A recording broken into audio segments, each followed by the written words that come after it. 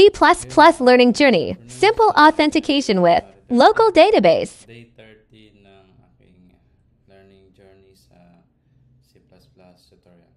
So, tara, start na tayo. So yun, kahapon, gumawa tayo ng simple authentication program. So ngayon, refactor muna.